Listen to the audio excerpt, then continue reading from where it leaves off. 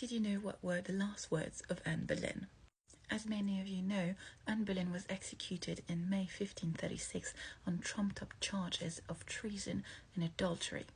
As such, you would believe that until her last breath, she would claim her innocence, she would protest. But no, Anne didn't. The reason behind this was simple.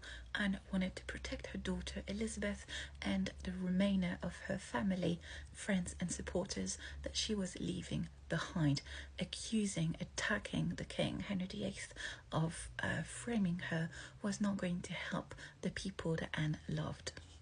And here I have this lovely little unassuming book. I've used it before to read the letters that Henry VIII wrote to Anne Boleyn during their courtship. But there is also what Anne said on the scaffold just before her death in 1536. Here it is.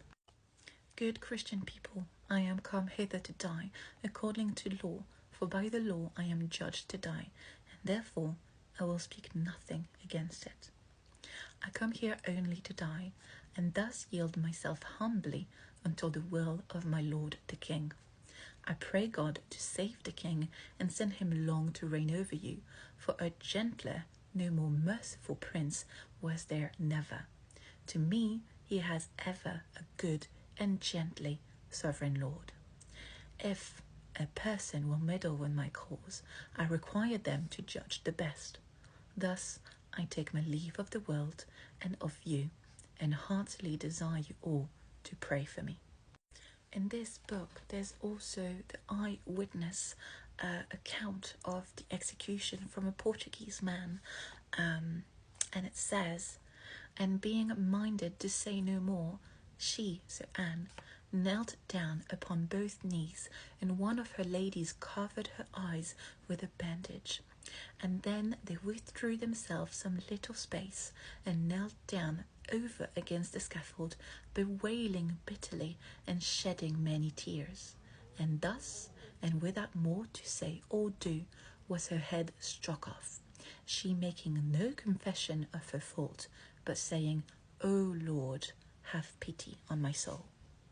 Anne knew that she was being framed, that there was not enough evidence against her to have her executed. So she knew all of this, but still she gave a perfectly reasonable and expected, very standard speech before she died.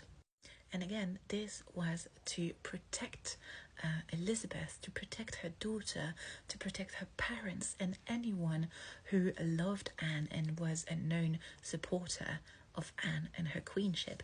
She was trying to protect them, because had she said or done anything to anger Henry on the scaffold, he would have taken it out on them. What I do find very interesting, though, is that in her speech, she says, if any person will meddle with my cause, I require them to judge the best.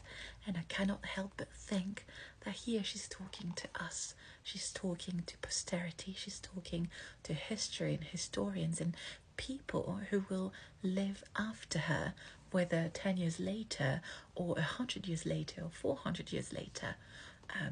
If anyone will meddle with her cause and actually look into the proof and the charges she asks of us, she asked these people to judge the best.